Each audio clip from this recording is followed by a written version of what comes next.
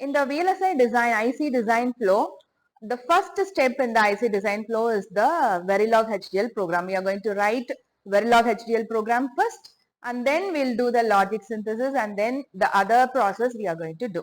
So in that, the very first step is RTL description. So the RTL description, you can write program in two languages. One is Verilog HDL and the other one is VHDL. So these are the two different programming languages that are available for the digital electronic circuits. So in which the Verilog HDL is one of the main programming language, where HDL stands for hardware description language. So the hardware will be described here and in a programming way. So when you consider this VHDL, both are actually used in the companies. So we will be seeing about in detail about the Verilog HDL. So when you consider Verilog HDL, there are 4 modelings available, or the 4 ways in which you can write the program using Verilog HDL. Number 1 is gate level modeling.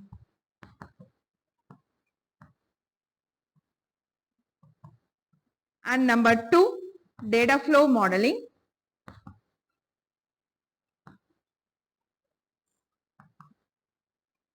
Number 3, we have behavioral modeling.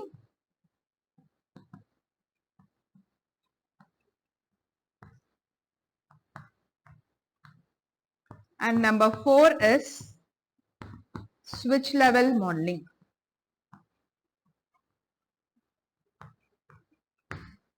There are 4 types of modelings that are available in Verilog HDL. In that, we have gate level modeling, data flow modeling, behavioral modeling and switch level modeling. So this is also called as the ways in which you are going to write a program, the style of writing a program, we can say. So there are 4 styles of writing program in Verilog. So when you consider the programs of writing Verilog programs, how we can write actually is, say for example, you have a digital circuit. So this particular digital circuit, say for example, we'll be considering a half adder.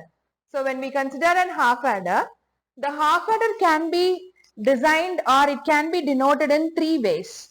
The first way in which we can define an half adder is by using the truth table. And the second one, we can represent half adder by using Boolean expressions. By using Boolean expressions, we can able to define a half adder. And number 3 is, we can able to draw logic circuit diagram so that we can represent the half adder using gates, using XOR gate, AND gate, OR gates. Like that, we can able to define a digital circuit. So in 3 ways, we can define a digital circuit. Like if I know the truth table very well, then I can able to adapt behavioral modeling.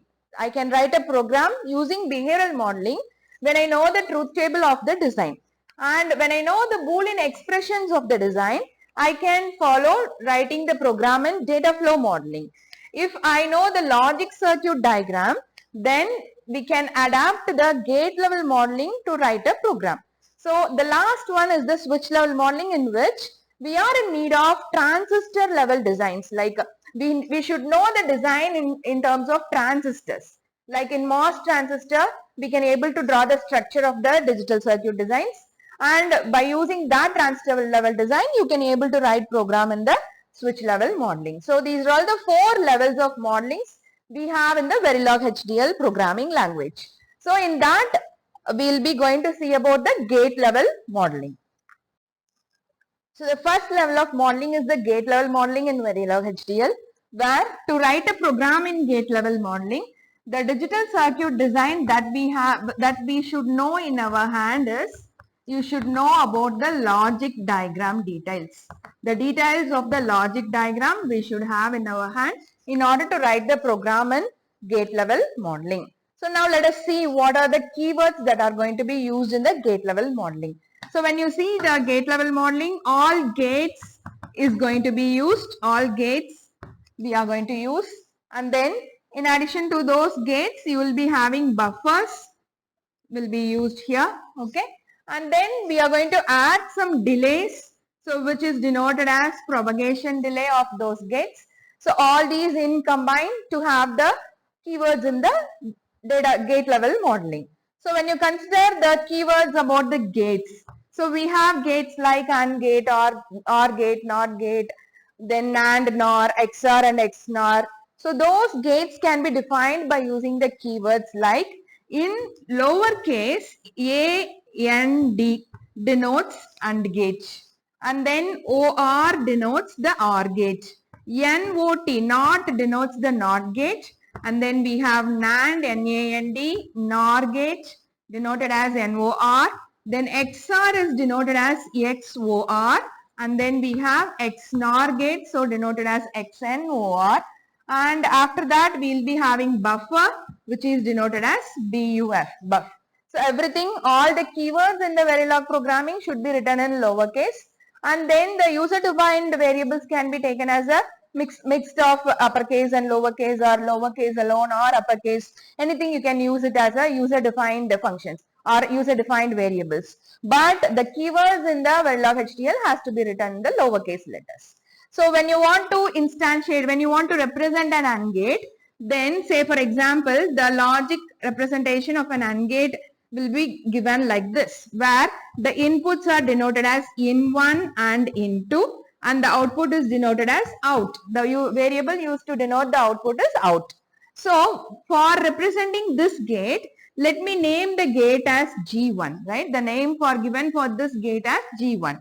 So now in Verilog HDL, I am going to instantiate the AND gate by using the keyword AND, then a space, then you will be having a instance name denoted as G1, and within bracket the first one we have to list the output. So out comma, and then we will be going to list the inputs like in1 comma in2. Then after that we have to end the line with semicolon. So when we have an instantiation of gate like this, then this particular line is going to refer the AND gate, and this AND gate will be already defined in the library of the Verilog, and hence inside the simulator we'll be having the library, and in that library of the Verilog we are going to define the gate like this. All these gates will be defined. So when I write this particular statement in Verilog, this particular statement refers to a 2-input AND gate, where you have to write the order in which you have to write the variables as out and then the inputs. And if you want to instantiate 3-input AND gate, like you will be having 3 inputs in an AND gate.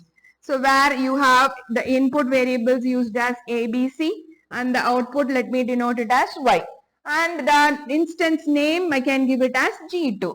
Say you can denote this AND gate in your Verilog statement as the keyword for AND gate is and the instance name is G2. Within bracket, first the output, and then you have to list the inputs.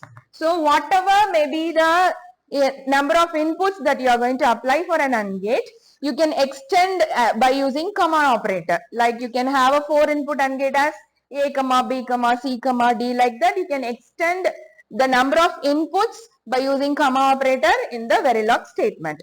So likewise, you can able to instantiate the OR gate, NOT gate, NAND, NOR, XOR, then XNOR, buffer, etc. So everything can be instantiated like this. Say for example, when you consider buffer, right? So the buffer will be denoted by the logic symbol like this. We have a buffer logic symbol like this, where the buffer will consist of input and then the output. So let me take it as in and out. So for instantiating buffer, we'll be using the keyword as buff, and then some instance name G1, G2, G3, any instance name you can give, and then output first and then the input, and end with the semicolon. So each and every line in the Verilog statement has to be ended with a semicolon. Now we are going to write a program for the full adder in gate level modeling. To write the program and for a full adder in gate level modeling, we should know the logic diagram. So the logic diagram of a full adder comprises of 2 XOR gates, 2 AND gate and 1 OR gate. And the inputs here are A, B and C in, and the output of the full adder is the sum and C out. So before writing the program, we should draw the block diagram representation of the given design. So for a full adder, we will be having the inputs A, B, C in, which is of 1 bit in length, and we have sum and C out, which is of again 1 bit in length. So now let us write a gate level modeling program for this particular full adder. So before writing the program, we should keep 2 points in our mind. The first point is we have to check whether all the gates, given gates, are named, right? So we are going to name all the gates. So let us name it as G1, then G2, G3, G4 and G5. So first point, we have to name all the gates. Now after that, we have to check, the second point is we have to check whether all the lines are named with the variables. Say when we check here for the XOR gate of G1, this particular line, the two inputs are named as A and B, but the output line is not named. So let us name it by using a variable of W1. And then the next second gate G2, the input line, the first input line is W1, the second input line is Cin, and the output line is named as sum. So no problem. And then G3 gate, again the inputs are A and B, but the output of the G3 gate is not named, and hence we are going to name it as W2. Some variable you can use. It is not only that we have to use W1, W2 and all. You can use any of the variables. And go for G4 gate. The inputs of the G4 gate are W1 and Cin, but the output of the G4 gate is not named, and hence you name it as W3. And similarly for G5 gate, the inputs are W3 and W2, and the output is Cout. So the second point need to be verified is whether all the lines in the particular design has been named with some variable. If not named, then you have to introduce some variable to name it. So after naming this, then we are going to start writing the program. So every Verilog program, the first line will start with the keyword module. Then we have to provide a module name. So let the module name will be a full adder. Let me give it as full adder. Now after that, within bracket, we have to list the IO ports. What are all the inputs and the output ports that we have. So this information of IO ports, we can get it from this particular block representation, where the outputs are sum Cout and the inputs are A, B, Cin. So actually whatever we list here will be taken as a pin out from the IC. So whatever we want as a pin out in an IC, we have to list the IO ports here. So the order in which we have to list is first the output and then the inputs. So the output here, let me list as sum Cout, and then by using comma operator you can separate the IO ports here, and then after that close the bracket and end with the semicolon. So the first line is the module definition line, the keyword is module, and then the module name, and then the IO port list. Now coming inside, you have to do the IO declarations. So here I am going to declare the sum as output. So the keyword used is output, sum, and then we have, and also we have Cout, right? So sum comma Cout, which is of single bit in length, and then we are going to define the inputs. So input A comma B comma Cin, and then end with the semicolon.